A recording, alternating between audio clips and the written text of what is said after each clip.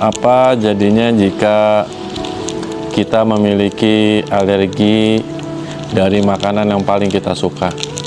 Tentu itu menjadi salah satu ujian yang berat buat kita dalam menjalani kehidupan sehari-hari. Namanya juga dari makanan apa yang paling kita suka. Tentu kalau makanan yang paling kita suka berarti kita menginginkan untuk bisa makan itu sesering mungkin. Namun jika ternyata kita alergi terhadapnya, dia menimbulkan zat alergen yang menciptakan imunoglobulin yang pada akhirnya melepas histamin banyak sehingga timbullah alergi, efek-efek alergi seperti ruam, lalu sesak napas dan lain-lain. Maka ini menjadi satu hal yang sangat mengganggu bagi diri kita. Sebagian dari kita memilih untuk tetap makan lalu mengakali dengan minum obat anti alergi yang tersedia di pasaran atau berdasarkan resep dokter.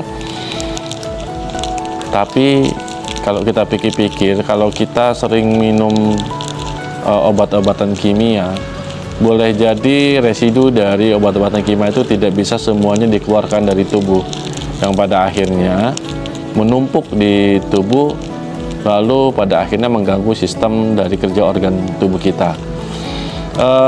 Saya punya tips and trick sebetulnya untuk bisa menekan pertumbuhan dari imunoglobulin tersebut yang akan menciptakan histamin yang menimbulkan efek tersebut dengan bahan-bahan alami yang mudah untuk didapatkan di pasaran dan rasanya insya Allah jadi enak ya. Dan ada aturannya adalah ini diminum 10 atau 15 menit sebelum kita mengkonsumsi makanan yang kita suka tapi kita alergi terhadapnya. Pada kebanyakan kasus ramuan ini membuat pasien tersebut betul-betul memiliki ketahanan.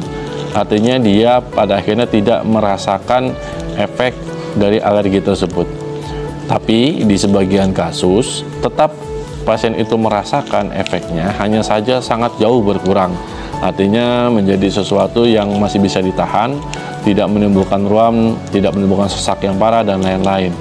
Dan ketika itu dilakukan agak sering, maka tubuh secara otomatis dia akan mulai beradaptasi sehingga sedikit demi sedikit alergi itu akan menjadi berkurang. Bahannya apa aja sih? Yang pertama itu bisa padukan antara madu dengan habatus sauda. Madu kita sebisa mungkin pergunakan madu yang kadar airnya sangat kecil. Saya punya contoh misalnya madu dari Jazirah Arab. Madu seperti ini madu yang kadar airnya sangat kecil, dia hanya berkisar antara 16-18%. Rata-rata madu di kita itu sampai 32% kadar airnya, jadi itu cukup tinggi. Kalau bisa kita dapatkan madu-madu dari Saudi seperti ini cukup ambil 2 sendok, lalu kita padukan dengan minyak habatus sauda. Nah, kita ambil yang minyak ya, habatus sauda, karena kalau minyak itu lebih mudah dicerna dan ekstraksinya lebih kuat daripada yang masih biji, yang masih bubuk. Jadi kita padukan antara minyak habatus sauda dengan madu. Minyak habatus sauda cukup 1 sendok, madunya 2 sendok, diaduk, lalu kita minum 10-15 menit sebelum kita mengkonsumsi makanan yang kita suka, yang kita punya alergi terhadapnya tadi. Ini bahan yang sangat mudah dicari di toko-toko herbal, sudah pasti ada habatus sauda dan madu biasanya. Kalau madu Arab bisa pakai Asifa dan lain-lain, atau madu-madu yang memang berasal dari sana. Atau kalau madu dari Indonesia ya tadi, yang dari bagian Indonesia bagian timur, biasanya curah hujannya lebih sedikit sehingga kadar air pada madunya menjadi lebih rendah karena udaranya kering ya. Nah, kalau kita tidak bisa mendapatkan itu, kita masih punya alternatif lain yang bisa digunakan untuk menekan alergen tersebut. Saya biasanya menggunakan atau menyarankan kepada pasien itu menggunakan 3 bahan. Yang pertama ini kapulaga, lalu yang kedua ini apa namanya, cengkeh, lalu lada. Nah, ketiganya itu dimasukkan ke dalam gelas dalam keadaan sudah dimemarkan.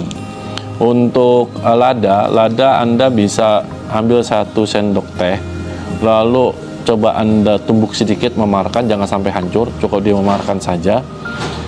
Begitu pula dengan kapulaga. Kapulaga ambil 2 butir saja, dimemarkan. Dan juga cengkeh. Cengkeh ambil 3 butir, dimemarkan, semuanya masukkan ke dalam gelas. Saya lebih suka menggunakan gelas model seperti ini karena lebih mudah penggunaannya. Jadi dia ada saringannya langsung. Ini bukan sedang beriklan, tapi saya senang menggunakan yang seperti ini. Kadang saya kalau minum bikin ramuan rosella pun saya tinggal taruh rosellanya tadi, bahan-bahannya di sini, lalu kita taruh ini yang sudah kita isi air panas, lalu tinggal kita taruh seperti ini, lalu kita tutup. Maka panas dari air tersebut tidak akan mudah keluar, sehingga dia bisa mengekstraksi nutrisi yang ada di dalam ramuan tadi. Minum 10 atau 15 menit sebelum kita mengkonsumsi. Insya Allah dengan cara seperti ini kita bisa menekan zat alergen tersebut sehingga tidak menimbulkan efek alergi yang parah terhadap tubuh kita, sehingga kita masih bisa menikmati makanan kita dengan menyenangkan dan bisa agak sesering mungkin. Walau alam, apa yang benar datangnya dari Allah Subhanahu wa Ta'ala, dan apa yang salah datangnya dari saya pribadi. Mudah-mudahan tips ini bermanfaat buat kita semua. Klik subscribe, like and share.